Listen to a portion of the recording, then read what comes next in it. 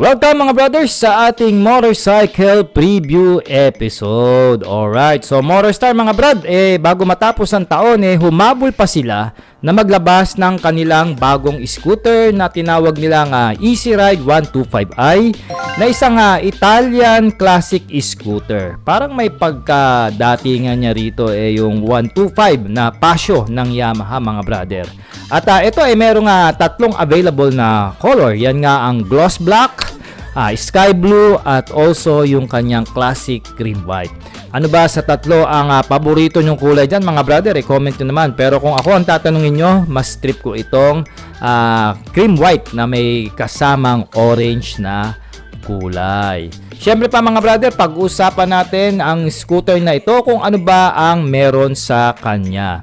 Una sa lahat mga brothers, pag tinignan natin yung kanyang front facing, napaka-elegante, no? Ito yung mga design ng araw sa Italy. Pagdating sa mga scooter nila, especially yung Vespa at saka yung Lambretta, no?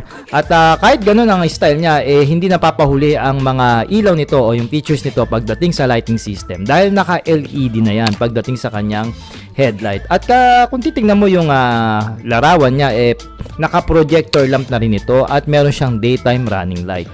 Yung turn lights niya hawig sa Pasio 125 ng Yamaha. At I don't know kung umiilaw pa itong babang ilaw dito. Nakikita niyo dyan sa lower portion, no?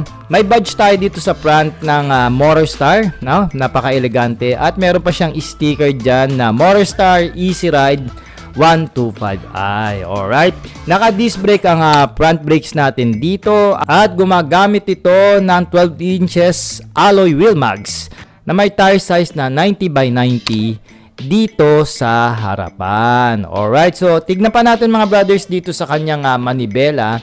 Yung switches niya parang hango naman dito sa style ng Honda sa mga scooter nila. Yung nasa taas yung busina at nasa ilalim yung turn lights. No, tapos meron din yung utility hook na nasasara at nabubukas at may dalawang packets. Makikita rin natin dito na malawak yung floorboard na ginawa rito ng Motorstar. At pakaganda, hopefully makapit ang ating mga sapatos diyan kasi parang isang buo yung kulay Talagang hindi nila pinaghiwalay. Supposedly dapat black yan Tapos meron tayo ritong standard ignition pagdating sa kanyang susian. At saka ang laki ng display nito, no? Tingnan nyo naman yung meter panel niya mga brother. Parang kasing laki na ng tablet o parang cellphone na ba yan. At meron siyang buttons dyan na dalawa na select and also mode. Alright. Dagdag ko na nga rin pala mga brothers na meron tayo ritong charging port. Dalawa na rin yan. Isang standard at isang Type-C. Pagdating naman sa kanyang suspension, meron itong conventional na front telescopic port at gumagamit naman ng single shock dito sa likurang bahagi. So tignan natin dito sa likod. Ayan makikita nyo naman na parang inspired talaga siya sa Pasio 125 ng Yamaha. Makikita nyo yung taillight niya na oblong and also yung kanyang turn lights din dito na parang hugis itlog, di ba?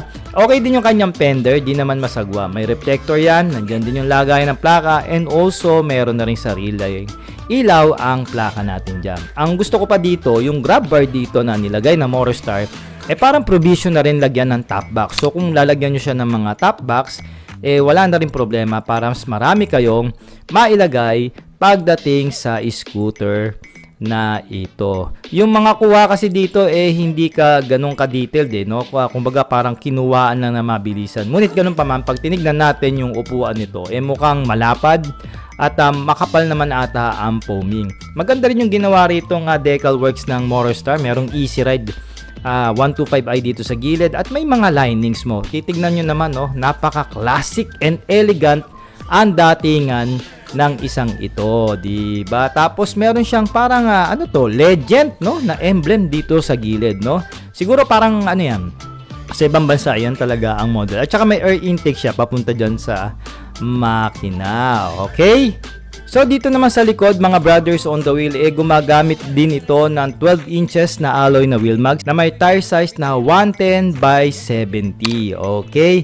At ang kanyang preno naman is drum brake pa. Pero okay lang naman ang combination nito ng disc brake sa harap at drum brake sa likod. Since hindi naman ito kalakasan ang kanyang makina. At based pa sa ating research, ang makina nga pala nito is panibago o newly update na GY6 engine. So we expected na hindi naman siya ganun kalakasan, no? Swabe lang ang kanyang performance pagdating sa arangkada at dulo. Pero ang maganda dito, marami tayong mabibilang pyesa pagdating sa Motorstar and also sa mga ibang local shop kasi nga GY6 engine ito na patent sa Honda engine na scooter nila noong araw. Okay? So may mga iba pa tong impormasyon mga brothers. Nakalagay dito sa manual, meron siyang maximum speed na 85 kilometers per hour. Siguro baka mag around 90 to 95. Depende yan. Okay? At ito merong dimension na 1920 at 710 by 1120 millimeter.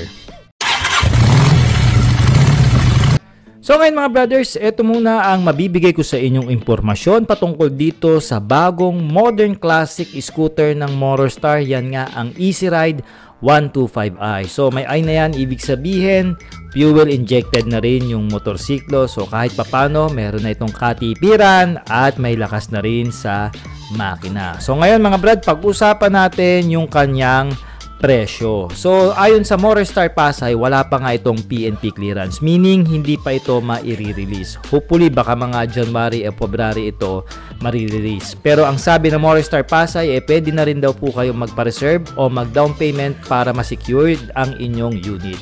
So meron siyang cash price na 63,000 pesos and then magda-down po kayo ng 10,670 in 3 years at meron kayong monthly na 3,260 pagka 3 taon nyo kukunin. Pagka sa 2 taon naman mga brothers, meron kayong down payment na 12,332 at meron kayong monthly for 2 years na 4,091.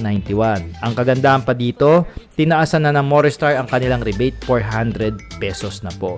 Kasama rin dyan mga brothers ang 6 months warranty, 6 months free service at standard na po ngayon ang nilalabas ng mga dealers na merong 3 years LTO registration. So wala nang ka-hassle-hassle, 3 taon bago kayo magpa-rehistro ulit. At kasama na rin dyan ang libreng full face helmet, plate holder at syempre pa tools and manual.